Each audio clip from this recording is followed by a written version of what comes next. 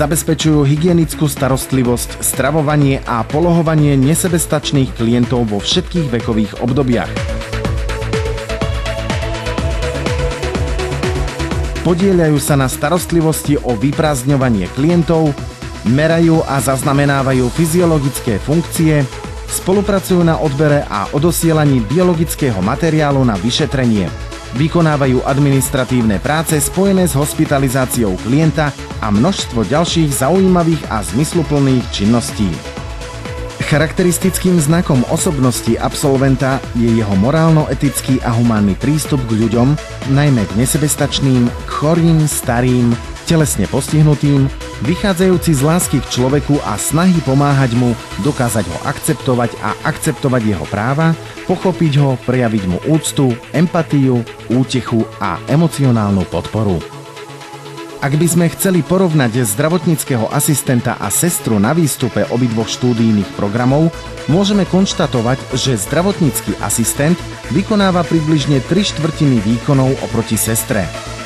Pokiaľ sa rozhodne zdravotnícky asistent zvýšiť svoju kvalifikáciu v zdravotníckych odboroch, má možnosť pokračovať v štúdiu na strednej zdravotníckej škole, v štúdijnom odbore diplomovaná všeobecná sestra alebo na univerzitnej pôde v bakalárskych štúdijných programoch, napríklad v Nitre na Univerzite Konštantína Filozófa v programe sestra, fyzioterapeut, zdravotnícky záchranár.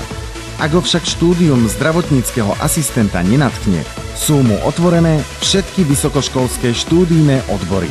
Zdravotnícky asistent je jedna z mála profesí, ktoré sú hľadané na trhu práce. Nemocnice signalizujú akútny nedostatok zdravotníckeho asistenta na svojich pracoviskách a celý rok ponúkajú voľné miesta. Sú zaradení do ošetrovateľského tímu so sestrou a lekárom. Nie je tajomstvom, že jazykové vedomosti a odborné poznatky a zručnosti, ktoré zdravotnícky asistent na konci štvoročného štúdia má, sú predpokladom úspešného uplatnenia sa v zahraničí a zvýhodňuje absolventov oproti iným žiadateľom o prácu operiek a opatrovateliek seniorov.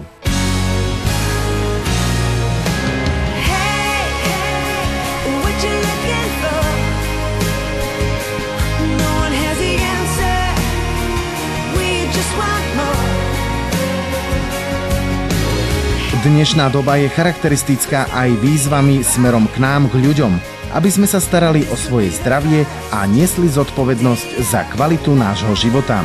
Štúdijný odbor zdravotnícky asistent je predovšetkým praktický odbor. Mať v rodine zdravotníka je vždy istota, že v akútnej situácii profesionálne zareaguje. Vedomosti získané štúdiom v tomto odbore zostávajú na celý život. Používame ich, neučili sme sa ich zbytočne, či už sa človek venuje profesii, alebo si vybral iné povolanie. Sú o človeku a pomáhajú človeku.